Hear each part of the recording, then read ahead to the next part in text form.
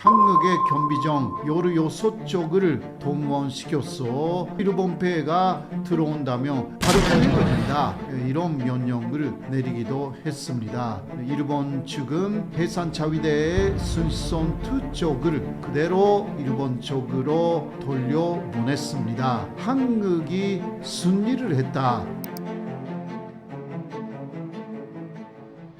다카이치 총리의 직접적인 독도 관련 발언은 과거 일본 총리들과 비교하면 얼마나 이례적인 행동인가요? 예, 일본 정부는 독도를 다케시마라고 부르고요. 다케시마 독도가 역사상 국제법상으로 일본의 고유 영토 이런 식으로 주장하고 있는데요. 네, 그러나 일본 총리가 나서서 그 이야기를 직접적으로 말하는 경우는 현재까지 거의 없었습니다. 아무래도 한국하고의 외교적인 관계를 고려해서 그런 것입니다. 그런데 지난 12월 7일이었죠. 다카이치 일본 총리가 독도는 일본의 고유 영토라는 발언을 일본 참의원 본회의장에서 질문자의 질문에 답하는 형태로 이야기를 했습니다. 이것은 상당히 이례적인 내용이라고 할 수가 있습니다. 보통 일본 쪽에서도 외무성 장관이나 기타 장관급은 이야기할 수 있다 하더라도 총리가 나서서 독도 문제, 특히 독도가 일본의 고유 영토다라는 말은 보통 하지 않았습니다. 왜냐하면 그거하고 위배되는 역사적인 국제법적인 사실도 있기 때문에 상당히 신중하게 발언해야 되는 부분이 아닙니까? 그래서 다카이치 일본 총리의 이번에 독도 발언은 뭔가 다른 의도가 있는 것이 아닌가 그렇게 의심스러운 내용이었습니다. 독도 발언이 일본 사회 전체가 아닌 특정 보수 지지층만 겨냥한 정치적 선택이라는 평가가 맞나요? 예, 아무래도 그 독도 문제에 대해서 일본 사람들 전체가 관심을 갖고 있는 것은 아닙니다. 물론 그 일본 정부가 많이 홍보를 했기 때문에 독도에 대해서 관심을 갖게 된 사람들이 늘어나기는 했습니다마는 그러나 여전히 독도 문제라는 것은 정치권의 문제다. 그런 식으로 생각하는 일본인들이 많습니다. 그러나 유난히 독도에 관심이 있는 사람들은 일본 내에서 강경우파 또 극우 세력이라고 불리는 사람들이죠. 이러한 사람들의 숫자는 일본 인구의 2%도 안 된다. 이렇게 이야기가 되어 있습니다. 네, 그러나 2%라고 해도 일본 인구가 아직은 1억 2,600만 명 정도 있기 때문에 2%라고 해도 240만 명, 50만 명 정도가 됩니다. 그런 면에서는 절대 인원수로서 따지면 상당히 많은 숫자라고 할 수가 있기 때문에 다카이치 일본 총리는 그러한 자신을 지지해 주는 그 특정적인 그러한 극우 세력에 대해서 강하게 독도 문제, 바로 독도가 일본 영토다라는 식으로 어필을 했다라고 할 수 있습니다. 일본 정부나 자위대가 독도를 자국 영토로 인식해왔다는 점은 공식적으로 유지되고 있는 입장인가요? 예를 들면 그 자위대가 SNS도 하고요. X에도 자위대의 홈페이지 같은 것이 있습니다. 인터넷에서도 자위대 홈페이지가 있고요.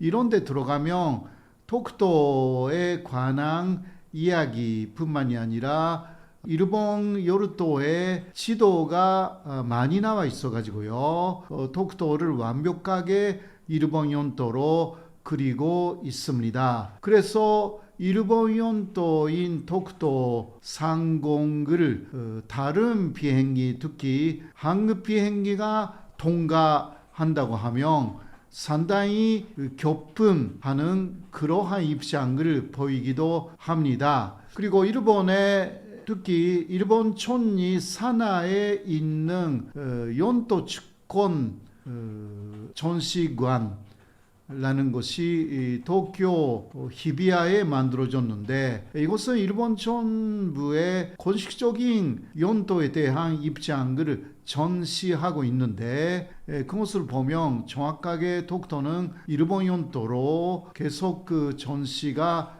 되어 있습니다. 그래서 자위대든 일본 정부든 독도가 일본 연도라는 입장에는 변함이 없고 이것이 계속 강화되고 있습니다. 독도 관련 발언으로 양국 간의 군사적 긴장으로 이어질 가능성도 있나요?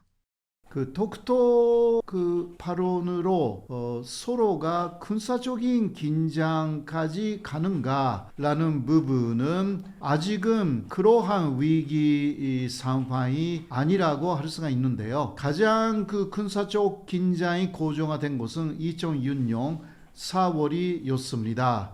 그때 일본은 고이즈미 촌이었고 또 관방 장관이 아베 신조였는데요. 그때 아베 신조 관방 장관이 독도 12해리에 순시선을 보내서 거기에 침입시키자 이런 것을 일본 안에서 계획을 해가지고요. 독도에 가까운 일본 오키섬에 일본 자위대 순시선 두 쪽이 전박되어서 독도 영해 12해리에 들어가는 그러한 대세를 갖추고 있었습니다. 그러나 그 소식을 들은 당시 한국에서는 노무현 정권이었는데요. 노무현 대통령은 독도 12해리에 한국의 경비정 16쪽을 동원시켰어 일본 배가 들어오면 양쪽에서 한국의 경비정으로 접근하여서 일본 배를 푸셔라 이런 명령을 내리기도 했습니다. 그래도 일본 배가 들어온다면 발포해도 된다 이런 식으로 당시 노무현 대통령은 아주 단호한 태도를 보였습니다. 그때가 가장 군사적으로 최근에는 긴장되었던 그 순간이었는데 그러한 한국 대통령의 기세에 놀란 일본 측은 그 오키섬에 전박시키고 있었던 일본 해상 자위대의 순시선 두 쪽을 그대로 일본 쪽으로 돌려보냈습니다. 그래서 춘돌사 때는 이제 회피가 되었는데요. 당시의 상황을 보면 사실상 독도를 중심으로 한번 전쟁을 치른 상황하고 마찬가지입니다. 거기에 한국이 승리를 했다. 그렇게 볼 수가 있는 상황이었습니다. 그 이후 일본은 독도 12해리가 일본의 영해다라든가 이러한 말을 하지 않게 된 거죠. 그런 면에서 당시 노무현 대통령, 노무현 정권은 굉장히 큰 독서서에 공헌을 세웠다. 그렇게 말할 수 있습니다. 극심한 중 일갈등 속에서 다카이치의 독도 발언이 더 민감하게 받아들여질 수 있는 이유가 있나요? 사실 그 일본이 지금 중국하고 상당히 갈등을 빚고 있지 않습니까? 그런데 미국 쪽은 현재 일본 측의 입장을 명백하게 지지하지 않았습니다. 사실 중국에 대해서도 군사적인 부분에서 지지한 것은 아니고요. 그러니까 상당히 그 트럼프 대통령으로서는 이 중국하고 일본의 대만 문제 갈등이잖아요. 여기에 대해서 중립적입니다. 그래서 일본의 다카이치 촌리로서는 트럼프 대통령이 좀 더 일본의 편을 들어줄 것을 생각하고 있었는데 아니었기 때문에 상당히 조조해졌다고 볼 수 있습니다. 그렇게 되면 지금 지지율이 높은데 지지율이 떨어지지 않습니까?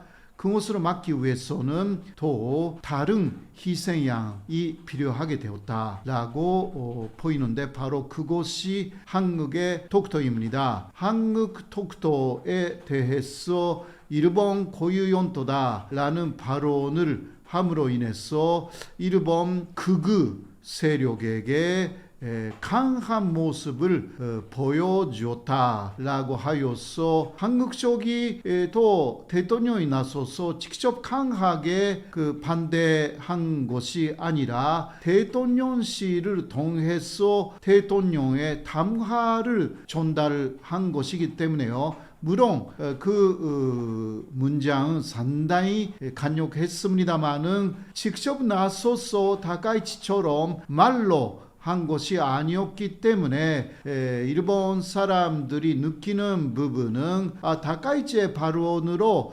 한국이 항의를 하지 않았구나 라고 오해를 할 수가 있죠. 국제법으로 보면 전혀 문제가 없는데 우리 한국에서 보면요, 간욕강에 항의를 했기 때문에 다카이치로서는 그러한 효과를 노리고 그러면 또 극우 쪽의 지지율이 올라가거든요. 사실 그러한 계산을 하면서 독도 발언을 했다. 그렇게 보이고 또 독도에 대해서 질문한 사람은 자민당 국회의원이었기 때문에 이것은 합의하에 질문이 있었고 또 응답이 있었다. 그렇게 차고 치는 고스톱이라는 것이 맞는 것이 아닌가 싶습니다. 중국 민간 방산 기업이 공개한 극초음속 미사일 시험 영상은 기술 홍보 차원을 넘어 일본을 의식한 정치적 메시지로 봐야 하나요? 아무래도 지금 중일 갈등이 상당히 고조되고 있어가지고요. 중국이 일본에 대해서 위압적인 행동 혹은 상당히 압력을 가하는 조치 이런 것을 많이 하고 있기 때문에 모든 것이 물론 일본뿐만이 아니라 세계를 향해서 보여주는 부분이 있습니다만은 특히 일본을 위식하는 그러한 행위는 많아지고 있다. 그렇게 볼 수가 있습니다. 최근에는 러시아하고 중국의 전투기가 함께 연습을 하면서 일본 도쿄를 향하는 그러한 모습을 보여주었습니다. 물론 도쿄 아주 가까이 가지는 않았습니다만은 도쿄를 향하는 그러한 항공로에서 다시 일본 남쪽으로 돌아갔습니다만은 보통 때의 항공로하고 다른 그러한 비행을 했습니다. 도쿄를 향하는 항로를 선택한 거죠. 이러한 것도 역시 일본을 겨냥하고 있고 중국은 언제든지 일본을 복격할 수가 있다. 이러한 하나의 상당히 위압적인 메시지 아니었나 그렇게 생각이 됩니다. 그래서 극초음속 미사일의 영상을 공개하는 것도 상당히 일본을 위식하고 있다라고 할 수가 있습니다. 최근 센카쿠 열도 갈등에서 일본과 중국이 정치적 계산으로 충돌 수위를 높이고 있는 것은 아닌가요? 예, 센카교류도는 일본이 시료 지배를 하고 있고 대만 그리고 중국이 센카교류도 그 사람들의 말로는 자오이다오라고 합니다. 이것은 대만 곳이고 중국 곳이다. 이런 식으로 주장하고 있어가지고 분쟁 지역으로 되어 있습니다.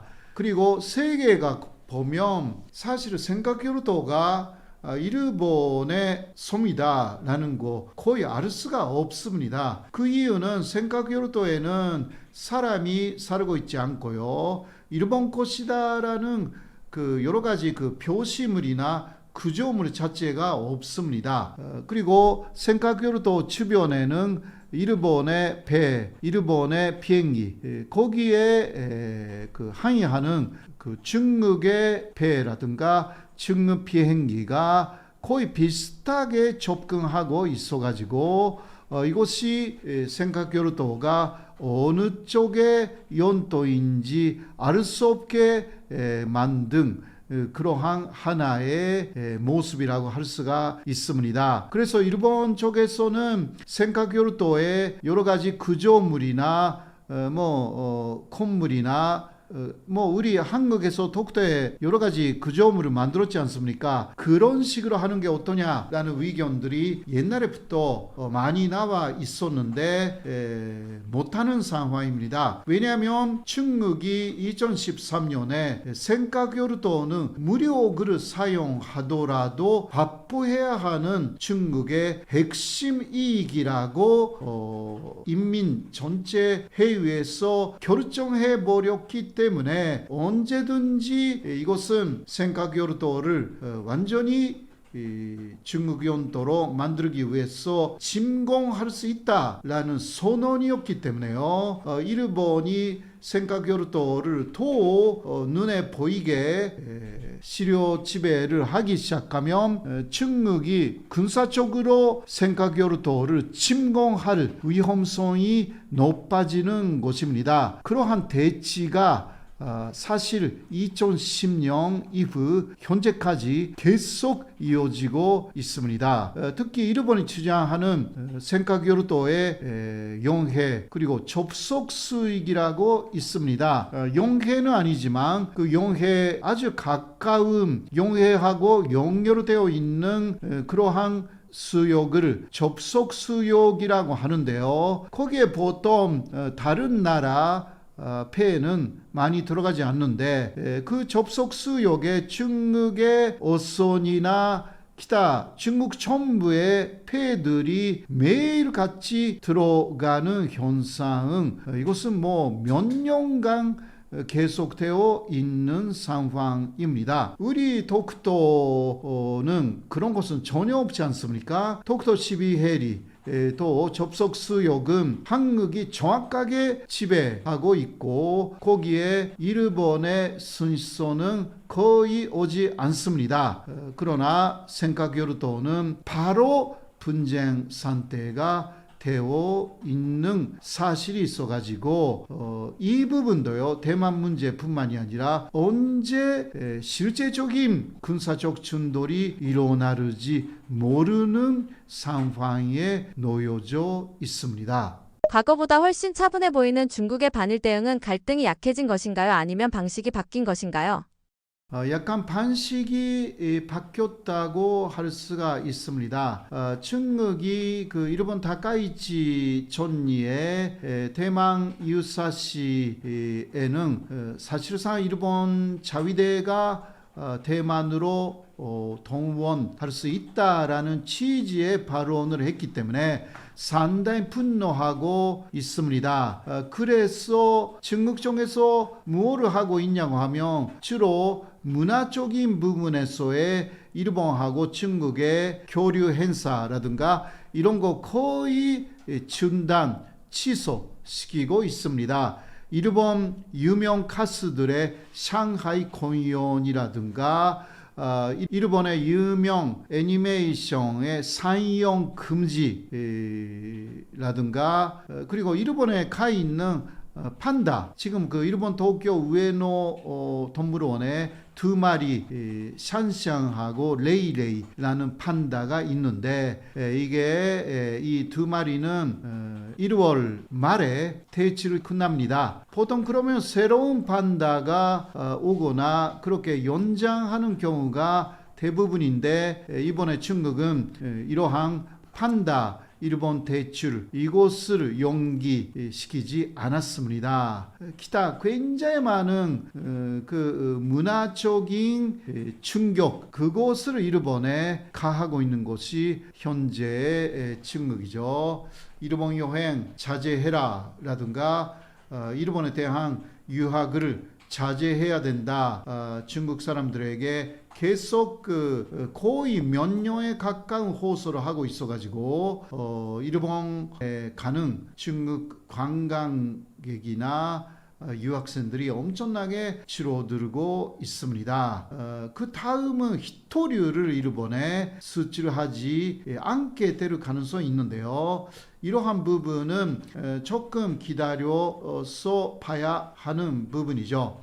옛날에 하고 조금 다른 부분은 반일 시위가 없다라는 부분입니다. 이것은 여러 사람들이 왜 그러냐라는 이야기를 하는데 지금 반일 시위를 할 필요가 없다, 이러한 상황이라는 이야기가 들려옵니다. 왜냐하면 2010년, 2012년에 중국 각지에서 반일 시위가 일어났을 때는 사실 노재팬의 성격이 아주 강했다고 그래요. 그거는 어떤 뜻이냐고 하면, 그러니까 일본 제품 불매 운동의 일환으로 어마어마한 반일 시위가 일어났습니다. 그런데 지금 중국 안을 보면요, 거리를 달리고 있는 자동차는 거의 중국 자동차가 됐다. 95% 이상 그렇게 됐다고 합니다. 일본 차는 거의 볼 수가 없다. 그렇기 때문에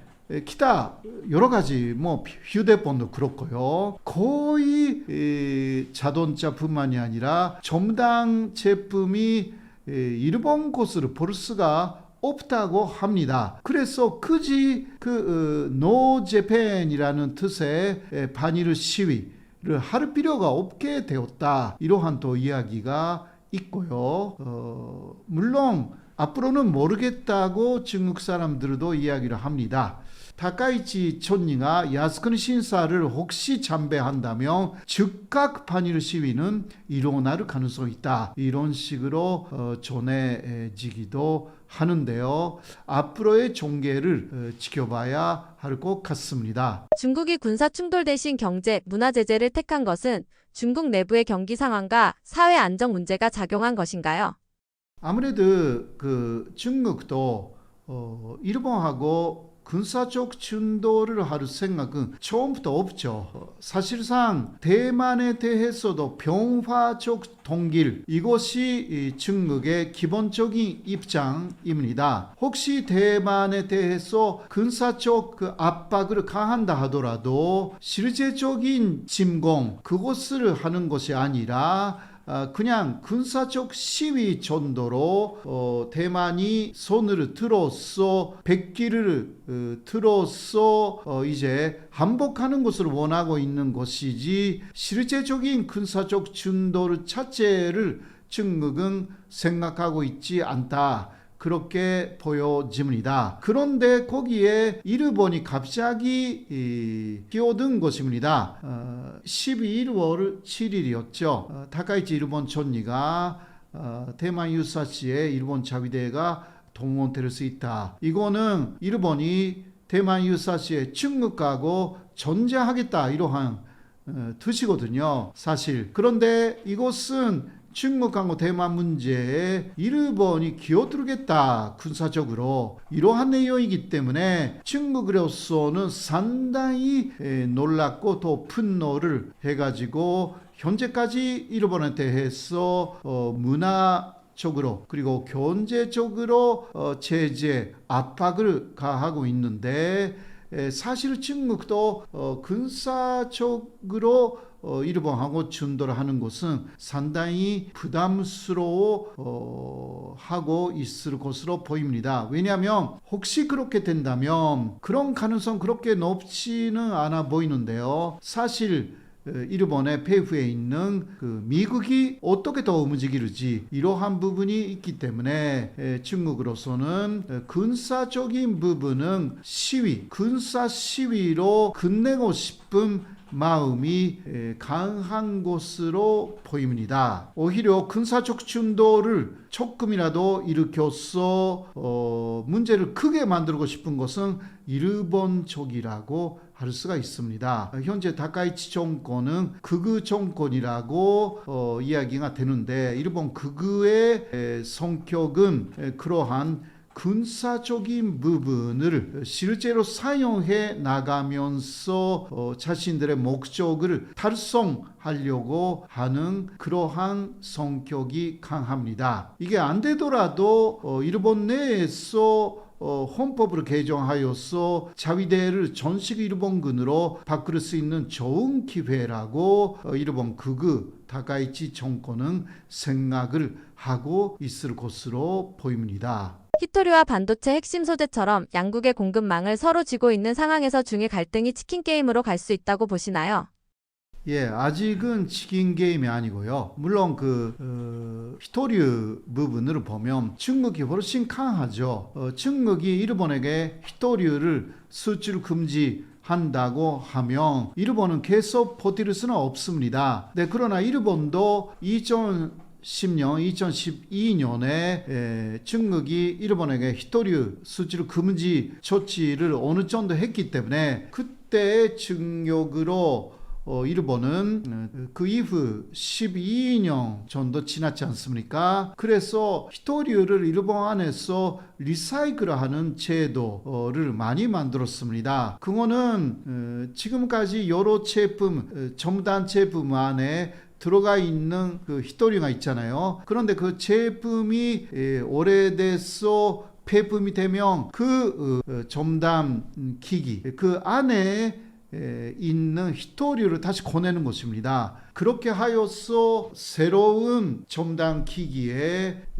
리사이클을 하면서 사용하는 시스템, 이것을 일본은 만들어 왔습니다. 그런 면에서 중국이 갑자기 히토류를 일본에 수출하지 않겠다고 나선다 하더라도 일본은 어느 정도 버틸 수는 있어요. 그러나 오래 갈 수는 없습니다. 절대적인 분량이 부족하기 때문이죠. 그래서 최근에 다카이치하고 미국 트럼프 대통령은 미나미 도리섬이라는 일본의 동남쪽에 먼데 있는 그래도 일본 연도로 되어 있는 그 미나미 도리섬 이러한 섬이 있어요. 그 주변에 히토류가 많습니다. 그래서 그 히토류를 서로 협력해서 개발하자 이런 식으로 거의 합의에 이루었다라고 전해지는데요. 그러나 그렇게 하여서 히토류를 제품화하기 위해서는 적어도 5년이 걸립니다. 그래서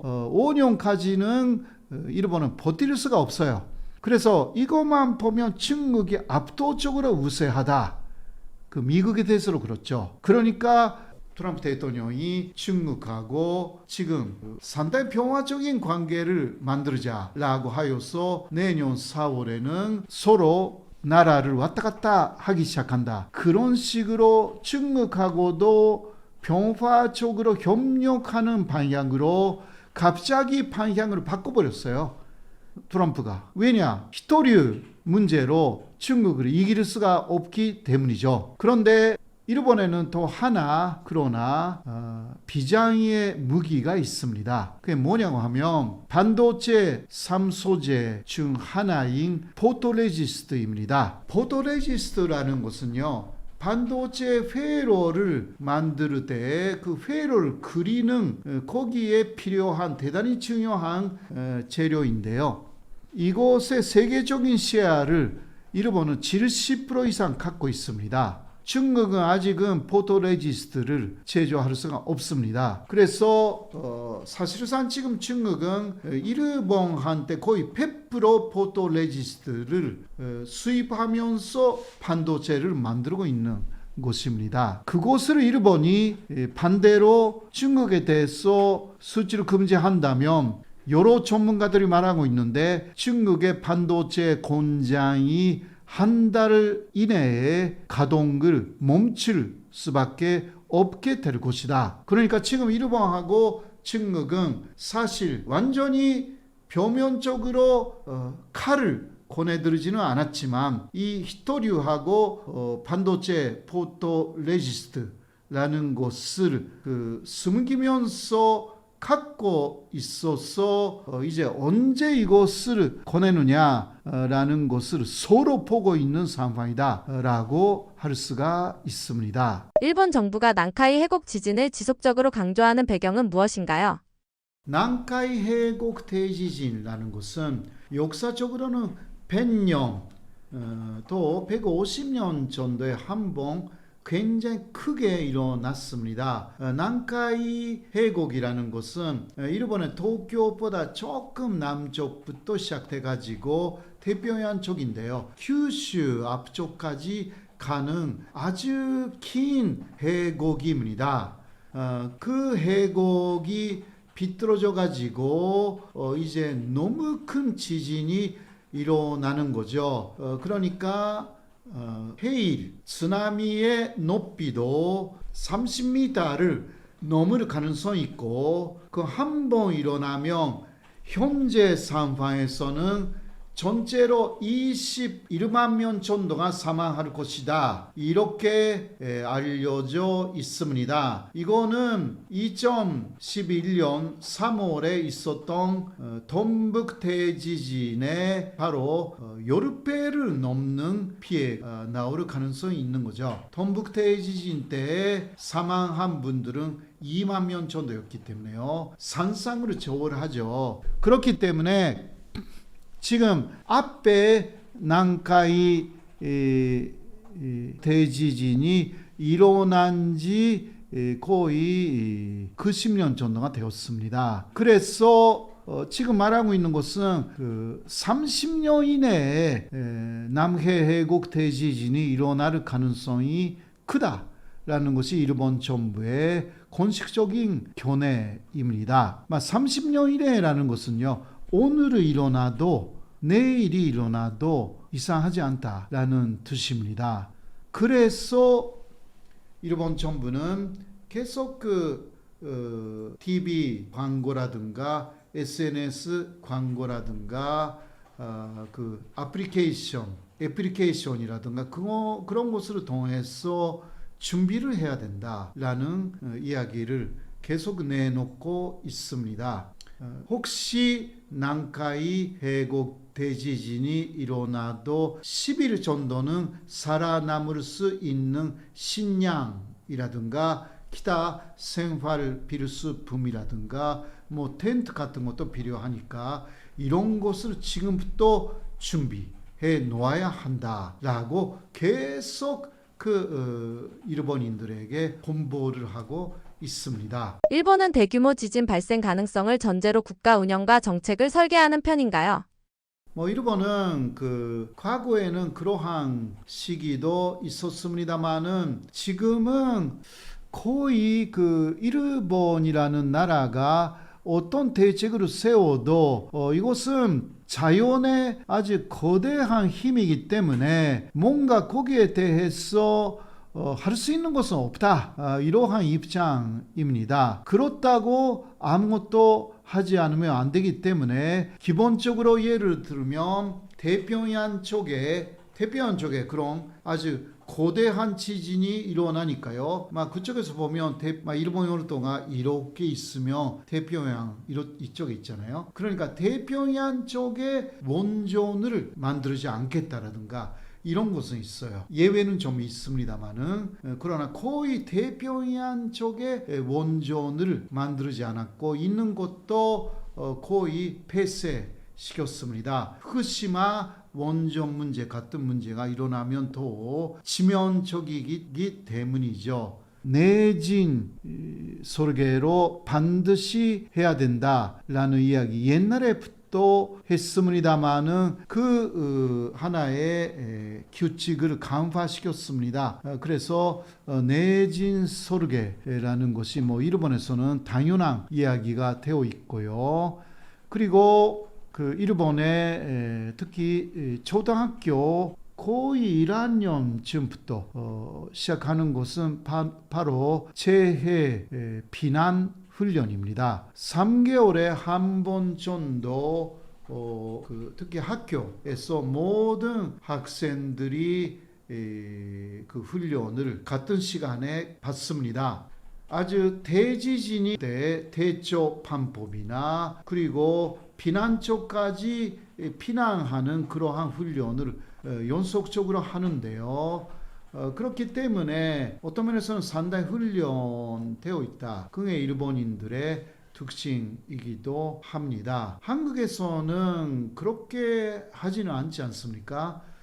그래서 실질적으로 몸소 훈련을 하기 때문에 좀 감이 있다라고 할 수가 있죠. 네, 그러나 문제는 매뉴얼이 있지만 매뉴얼대로 해서 실패할 수도 있습니다. 그 사례가 톰북 대지진이었죠. 2011년 톰북 대지진은 매뉴얼로는 커버할 수 없는 어마어마한 큰 쓰나미가 와버렸습니다. 그 쓰나미가 피난처까지 덮쳤기 때문에 피난처에 피난한 사람들이 피난처에서 다 죽임을 당했습니다. 한꺼번에 그러니까 거기에 계셨던 분이 뭐 200명, 300명이라든가 그런 식으로 대죽음을 맞이할 수밖에 없었습니다. 그래서 새로운 매뉴얼이 필요하고 혹은 매뉴얼 이상으로 판단력이 필요하다라는 것이 현재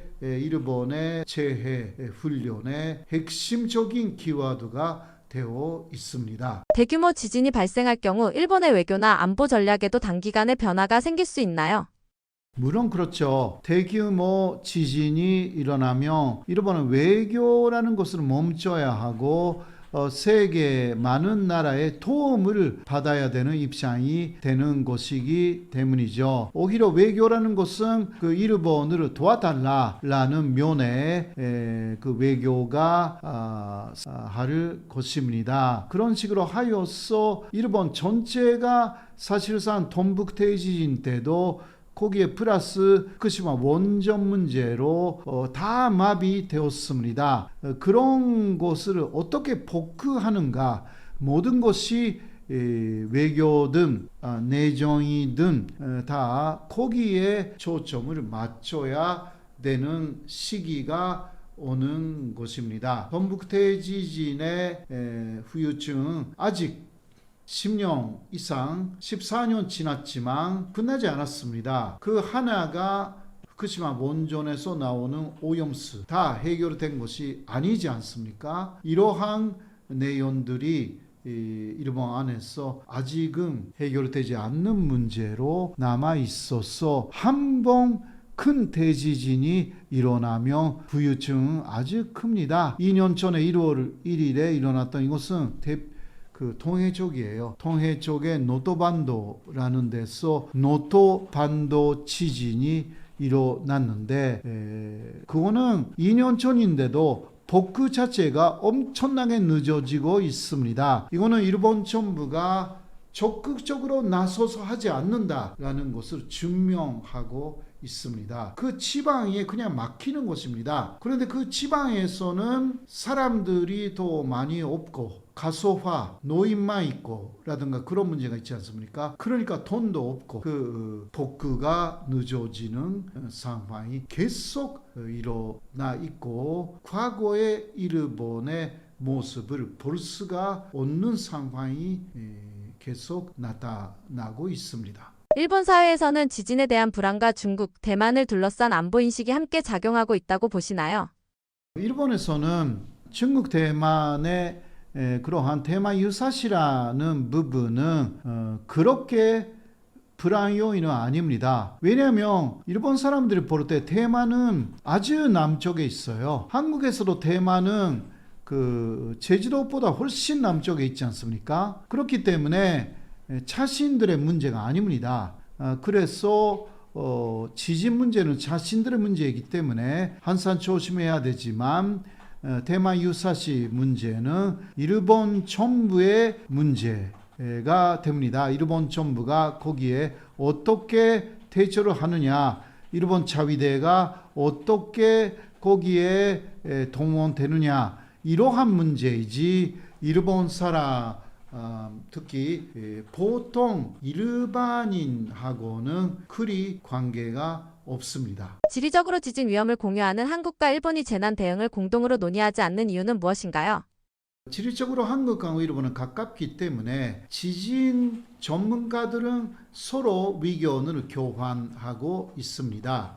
그러나 지리적인 구조 자체가 다르기 때문에 보통 사람들은 많이 그 지진이 일어났을 때라든가 이러한 부분의 이야기를 공유하는 도대 자체가 조금 차이가 있거든요. 일본은 지진이 일어나기 쉬운 여러 플레이트가 만나는 5개 정도의 플레이트가 만나는 지점의 위에 만들어진 것이 일본 요르도이고요. 그러니까 그러한 플레이트가 조금이라도 어긋나면 10cm, 20cm 플레이트가 플레이트는 지하에 있는 그 지반이 이렇게 붙어 있는데 이것이 조금이라도 어긋나면 그 위에서는 엄청난 지진으로 연결됩니다. 그러니까 20cm 정도 옮겼던 것이 이동해도 이게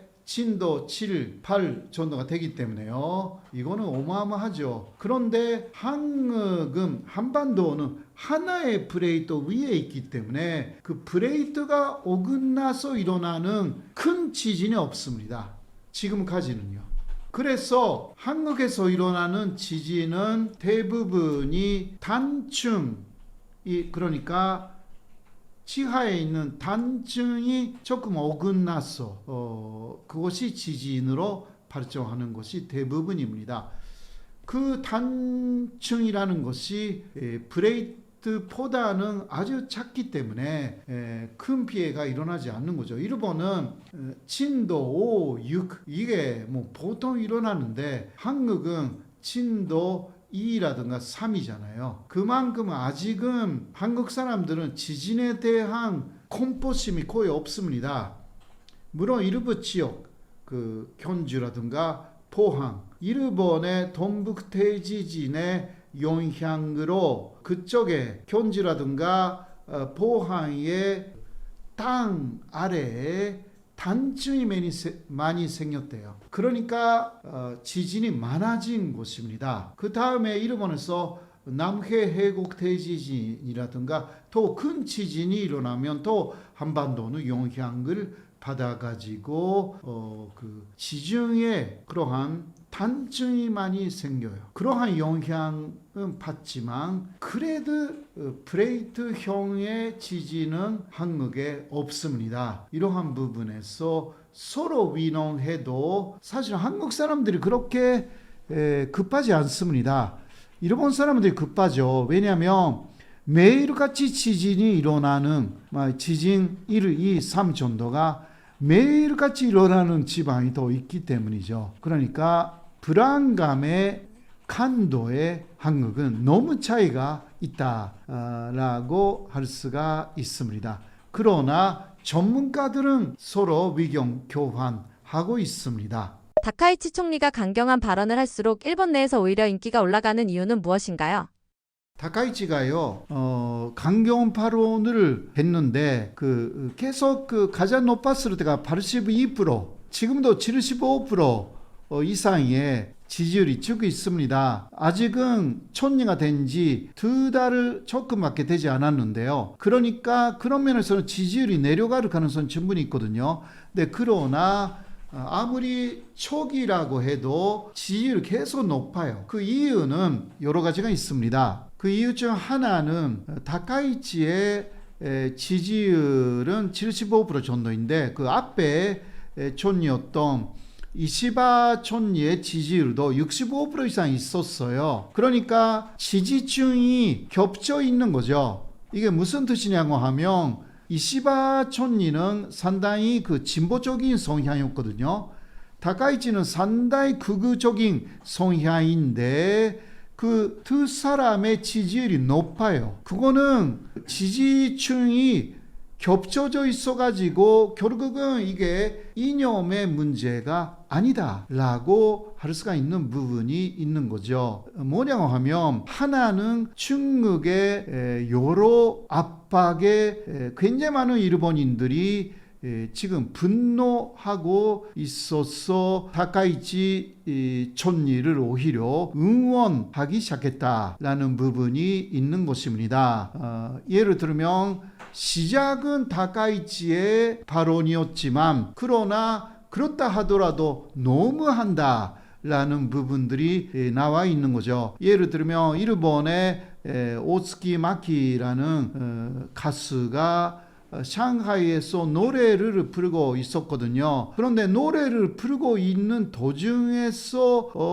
공연장에 조명이 꺼지고 두 사람이 스태프들이 나와가지고 그 사람을 걸어서 간판시킨 거죠. 무대에서 내려보내 버렸어요. 이런 거 일본에서도 다 반송이 됐거든요. 우리 한국에서도 그거 다 받지 않습니까? 이런 거 보면서 일본인들이 역시 문화라는 게 민감하잖아요. 상당히 반발이 커진 것입니다. 그리고 역시 하마자키 아유미라는 그 가수는 중국 안에서도 굉장히 팬들이 많아요. 그 하마자키 아유미의 콘서트가 3일간 역시 상하이에서 예정되어 있었는데 어떤 이유도 없이 갑자기 중지가 되었습니다. 그래서 하마자키 아유미는 그래도 그 동영상만이라도 찍자라고 하여서 그 이후에 SNS에 올려서 못했던 공연을 그 팬들에게 보여주고 싶다. 그런 것으로 관객이 없는 그러한 무대에서 처음부터 끝까지 노래를 불렀고 앵콜까지 노래를 불렀다고 해요. 그거 다 찍었어요. 그런데 그 행위에 대해서도 중국 당국이 그냥 리허설 때 짧은 화면일 뿐이다 라고 또 허위라고 하마자키 쪽에서 이야기를 하고 있는데 그런 식으로 또 이야기를 하고 나섰기 때문에 또 일본인들이 엄청나게 분노하고 있는 거죠. 이런 것으로 반사 이익으로 다카이치의 또 지지율이 높아진 상태이고요. 또 하나는 아무래도 일본 여성들은 한국 여성하고 비교해도 상당히 소극적인 마음을 갖고 있는 분들이 꽤 많습니다. 갑자기 뭔가 대들지 않는다. 적극적으로 뭔가 이야기하지 않는 사람들이 꽤 많습니다. 그러니까 일본 여성들은 오히려 적극적으로 리더십을 발휘하는 여성을 좋아합니다. 그렇기 때문에 한류 드라마의 인기가 있는 거죠. 한류 드라마에 나오는 한국 여성들은 일본 여성하고 비교해서 너무나 적극적으로 모시는 거죠. 그래서 일본 안에서 한류 인기를 이끌어가는 주체적인 세력 중 하나가 바로 일본의 여성들입니다. 그 일본 여성들이 다카이치 촌니에 대해서도 그렇게 리더십으로 보는 것입니다. 그냥 자신들이 못하는 그러한 적극성을 보여주고 있다. 그것이 좋다 나쁘다 이게 뭐 보스다 친보다 이러한 이념이나 그 내용이라기보다 그러한 자세, 태도를 오히려 응원하고 있다. 이것이 바로 다카이치의 높은 지지율로 나타나 있습니다. 기타 여러 가지 이유가 있습니다만은 그래도 경제적으로 일본이 굉장히 어려워질 상황이 오면 역시 다카이치의 지지율이 내려갈 가능성이 있습니다. 그것이 1월 정도에 시작된다라는 이야기도 있기 때문에 이 부분도 지켜봐야 할 것입니다. 이미 엔화 약세 및 생활비 부담이 커진 상황에서 감세와 돈풀기 공약이 일본 국민에게 여전히 희망적인 해법으로 받아들여지는 이유는 무엇인가요?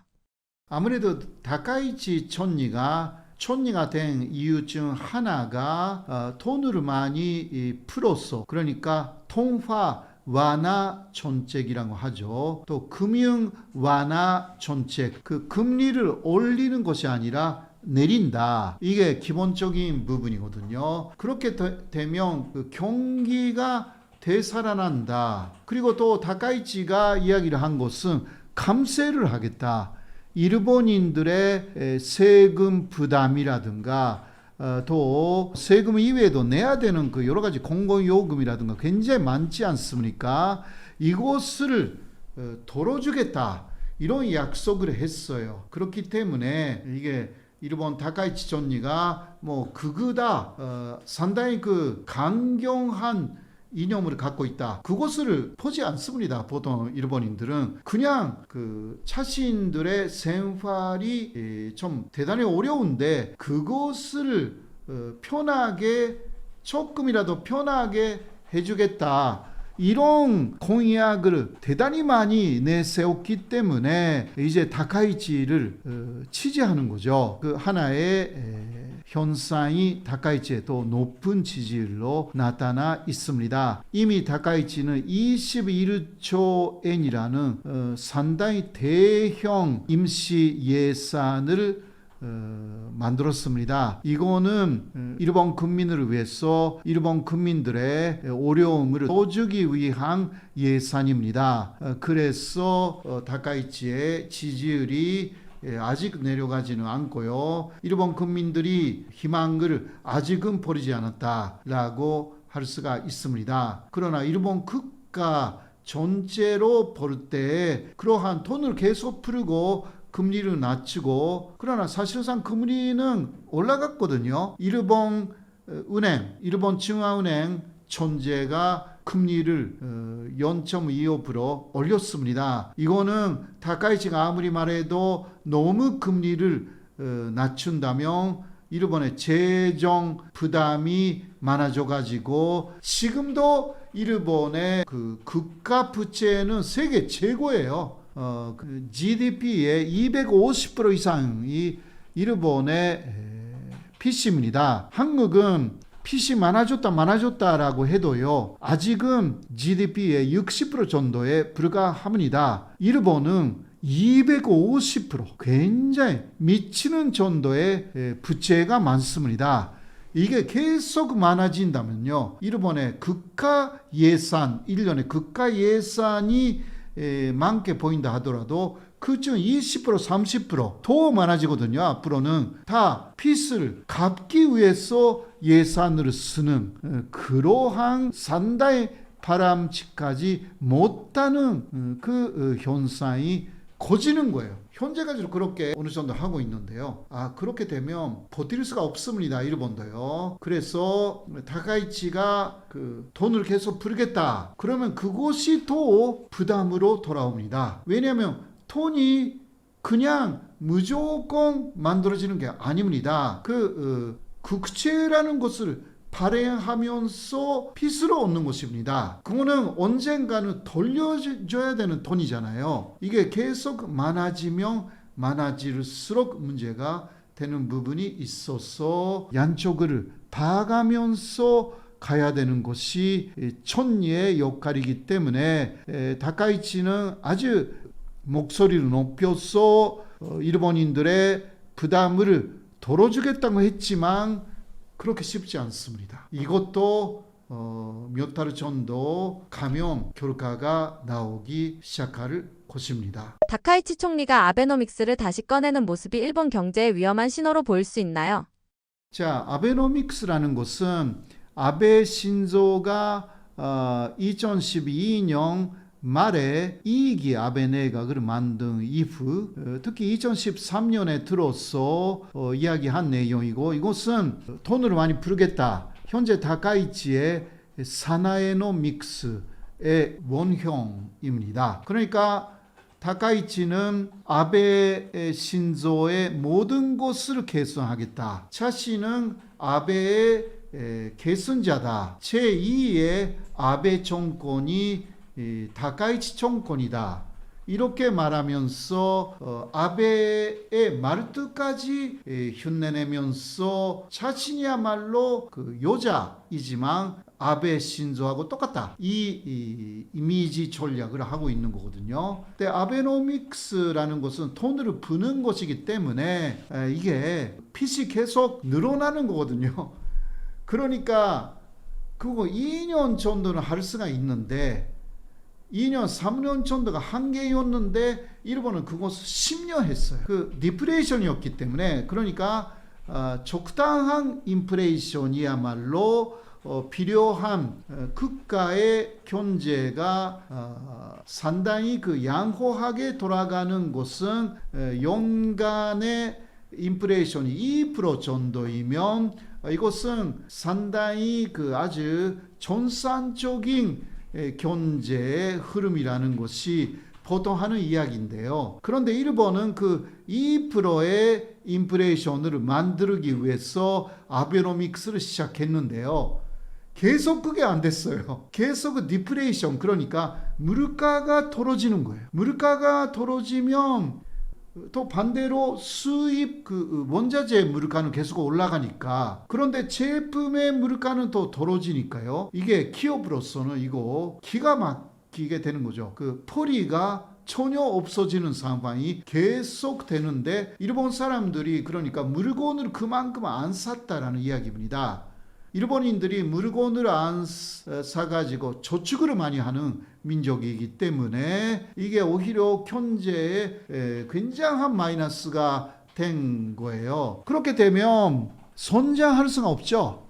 그래서 일본은 한국이 5배, 6배, 중국도 7개, 8배의 경제 성장을 하는 기간에 일본 경제는 1.5배라든가 거의 성장하지 않았습니다. 이런 것이 바로 디플레이션이고 그 결과인데, 그러니까 돈을 많이 발행하면, 돈을 부르면 사람들이 경기가 좋아졌다고 해서 물건을 많이 사가지고 경제가 잘 돌아가게 될 것이다라고 생각했는데 아니었어요. 10년간 그것을 했어요. 그러니까 문제가 커졌습니다. 앞으로도 일본인들이 물건을 사지 않는다면 어떻게 되냐? 또 다시 디플레이션이 되죠. 디플레이션이 되면 기업들의 이익이 없어집니다. 그렇게 되면 월급도 올라가지 않죠. 이러한 악순환, 지금은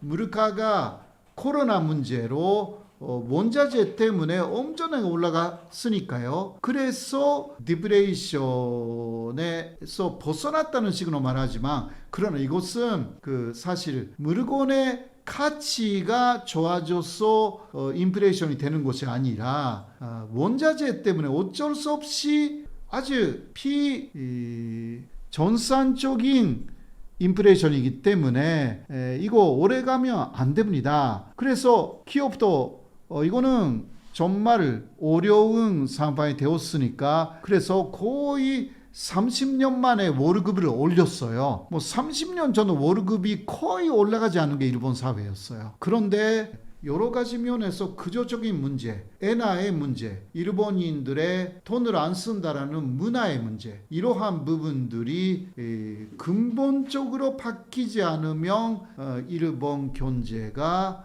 좋아진다라는 것을 기대하기는 어려운 상황입니다. 대만 유사시 개입과 같은 발언이 실제로 일본의 헌법 개정으로 이어질 가능성은 얼마나 되나요? 대만 유사시에 일본 자위대가 개입할 수 있다. 이것이 12월 7일에 일본 국회에서의 다카이치 발언이었고, 그 다카이치 발언으로 인해서 중국이 일본에 대해서 상당한 모든 분야에서의 압박을 가하기 시작한 것입니다. 네, 그러나 실제적으로 대만 유사시에 일본이 개입한다라는 사태가 일어날지는 미지수인 것입니다. 대만 유사시라는 것은 대만의 중국군이 실제로 군사 침공을 해야 합니다. 그런 식으로 중국군이 대만을 군사 침공을 한다라고 이야기한 사람들은 미국 사람들입니다. 그렇기 때문에 중국에서는 무력 침공을 부정하지는 않지만요, 아직은요. 그러나 하겠다고 말한 적도 없어요. 그리고 혹시 대만 침공을 중국이 한다 하더라도 거기에 또 미국이 개입한다라는 것을 보장할 수가 없습니다. 왜 그러냐? 미국의 대만 관련법이라고 있거든요. 이것은 대만 유사시에 미국 대통령은 그때 상황에 따라서 판단한다 나와 있는 거거든요. 그러니까 대만 유사시에 반드시 미군이 개입한다라는 내용이 아닙니다. 그때의 미국 대통령이 어떻게 할까를 판단한다. 이게 대만 관련 법이에요. 미국에. 이게 바로 미국의 대만에 대한 애매 전략의 본질입니다. 그런데 다카이치는 마치 미국이 반드시 개입한다. 그런 식의 발언을 한 거죠. 왜냐하면 일본 자위대가 움직일 수 있는 상황은 집단적 자위권 행사를 할 수가 있는 상황인데 그때는 국가의 전립 위기 사태가 벌어질 경우입니다. 그 경우 그리고 동맹국이 상당히 위험에 처해 있는 상황입니다. 그러니까 동맹국인 미국이 대만에 와야 그리고 중국하고 싸우기 시작해야 일본 자위대도 들어갈 수 있는 명분이 법적으로 생기는 것인데요. 미국 자체가 오르지 안 오르지도 모르는데 반드시 온다라는 전제의 대만 유사시 발언을 다카이치가 때문에 문제가 된 것이기 때문에요. 아직은 조금 단계적으로 생각해야 되는 내용입니다. 물론 일본하고 미국은요. 대만에 가까운 일본의 작은 섬들이 많아요. 오키나와 중심에 거기에 미국의 여러 부대, 새로운 미사일 부대라든가 계속 건설하고 있어요. 그거는 혹시나 대만 유사시에 또 제약의 경우 미군도 참여하는 그러한 사태가 되면 일본 자위대도 들어가니까 일단 제약의 상황에 대한 준비는 하고 있어요. 어떻게 될지 모르기 때문에 현재는 그러한 상황입니다. 다카이치 총리가 장기 집권할 경우 독도 문제나 한일 관계는 어떻게 흘러갈 가능성이 큰가요? 다카이치 총리가 장기 집권할 경우는 한국에서도 굉장히 힘든 시기가 올 것이라고 할 수가 있습니다. 왜냐하면 다카이치는 쉽게 말해서 극우 정치인이기 때문이죠. 극우라는 것은요. 역사적으로 17세기 중반쯤부터 만들어집니다. 17세기 중반에 야마가 소코라는 손자병법을 배우는 학자가 있었습니다. 이 야마가 소코를 일본의 극우 세력은 일본 극우의 시조다 이렇게 이야기를 합니다. 자, 이 야마가 소코의 주장은 뭐냐? 이것을 요약하면 일본은 아시아의 중심이다. 이것이에요. 아시아의 중심이 중국이 아니다. 그리고 아시아에서 가장 약한 나라는 조선이다. 현재 한국이죠.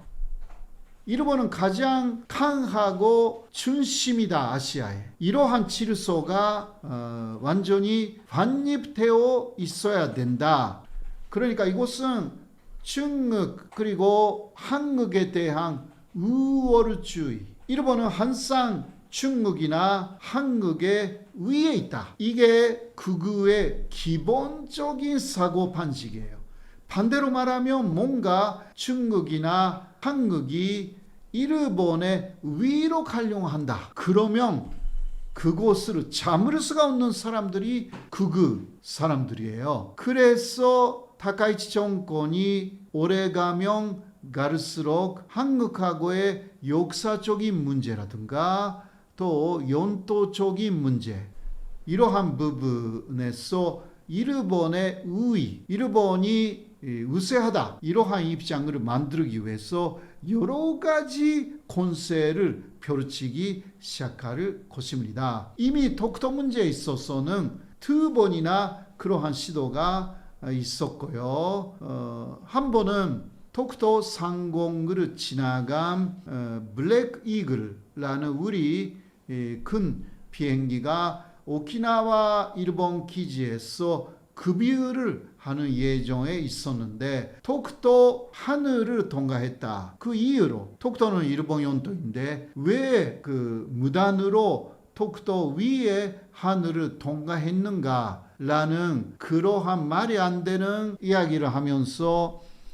블랙 이글에 대한 급여를 커브했거든요. 이거는 다카이치의 명령으로 이루어졌거든요. 이거는 말이 안 되는 것이고, 왜냐하면 토쿠도의 위하늘은 한국의 방곤십별 구역, 쉽게 말해서 한국의 하늘입니다. 오히려 토쿠도 상공을 일본 비행기가 지나갈 때는 한국의 허가를 얻어야 되는 상황인데, 무슨 근거로 다카이치 존리는 토쿠도 상공을 한국의 자위대기가 통과했다라는 이야기를 하면서 그게 문제가 있다. 어떤 문제도 없습니다. 이런 식으로 만들어 나가는 게, 그리고 완전히 거짓말인데 그게 마치 그 진짜인 것처럼 일본을 호도해 나가는, 일본 사람을 호도해 나가는 게 일본 극우 정권의 특징입니다.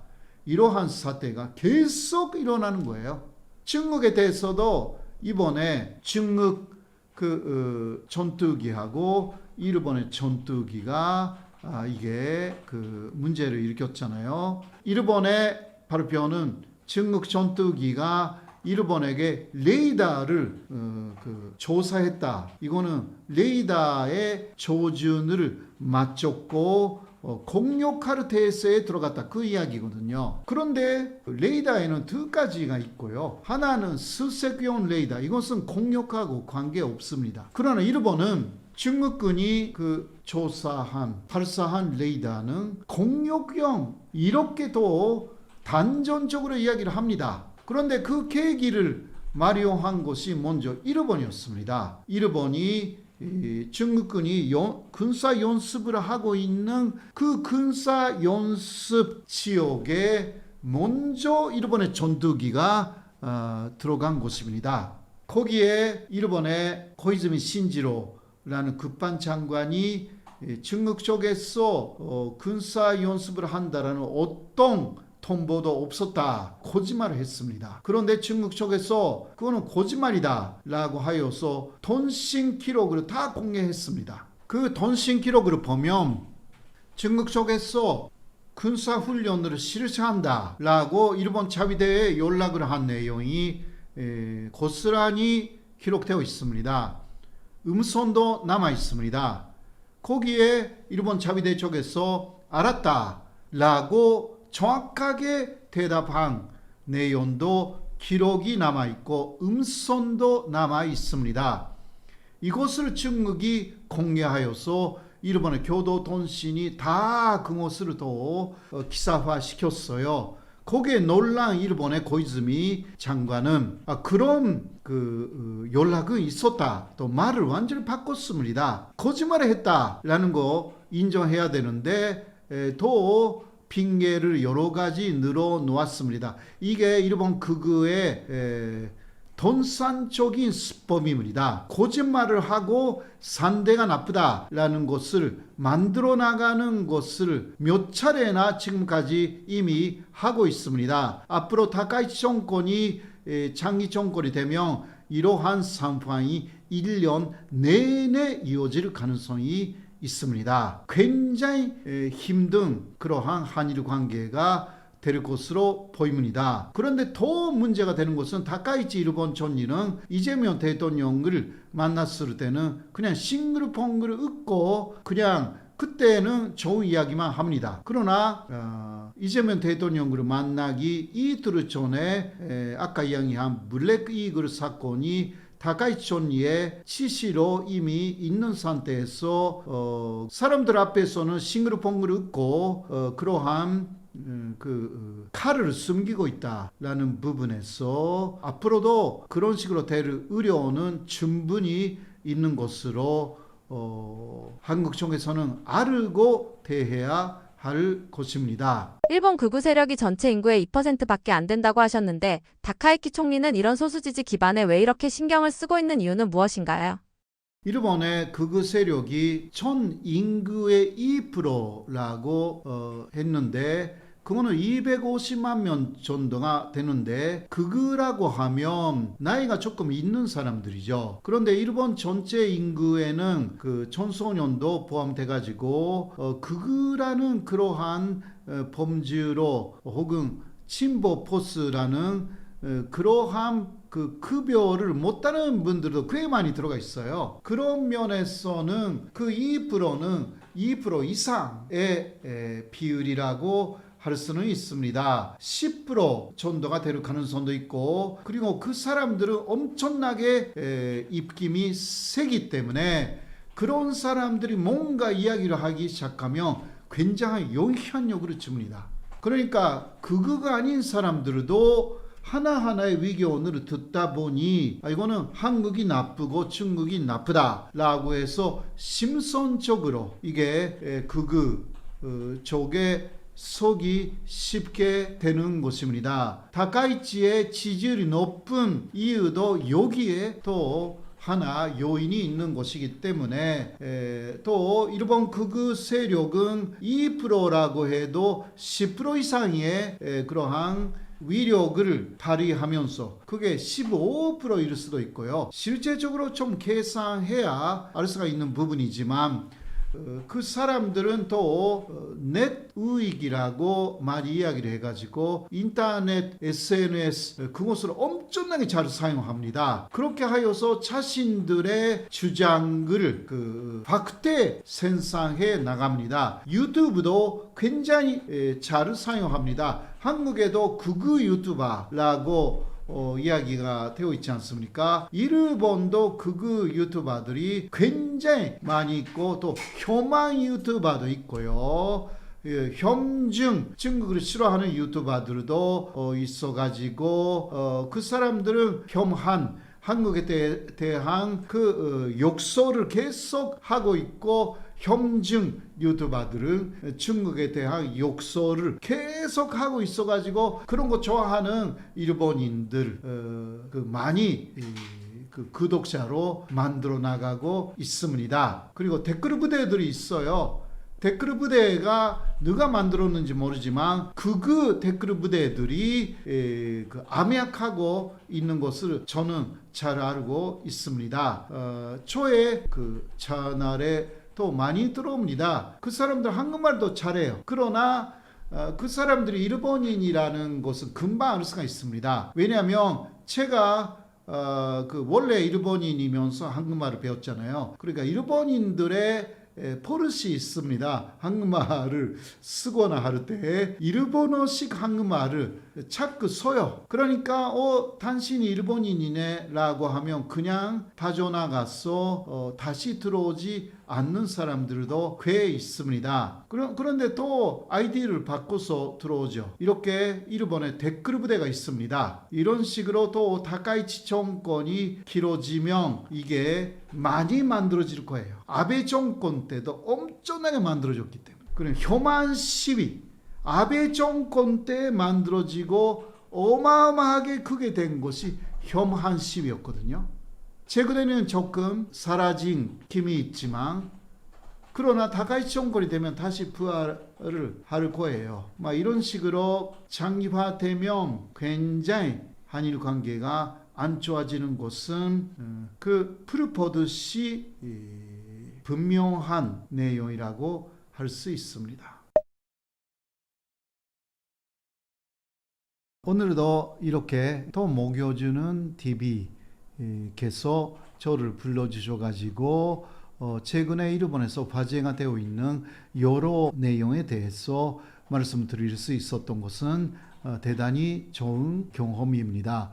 앞으로도 불러주시면 일본에서의 재밌는 이야기 꽤 많죠. 그러한 내용에 대해서 말씀드릴 수 있으면 상당히 저도 기쁩니다.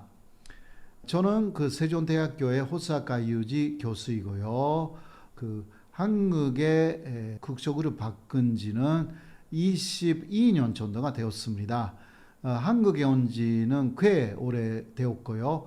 이름만 일본 이름을 사용하고 있고, 정치외교가 전공이지만 일본의 정치외교뿐만이 아니라 문화, 사회 많은 것을 연구하면서 말씀드리고 있습니다.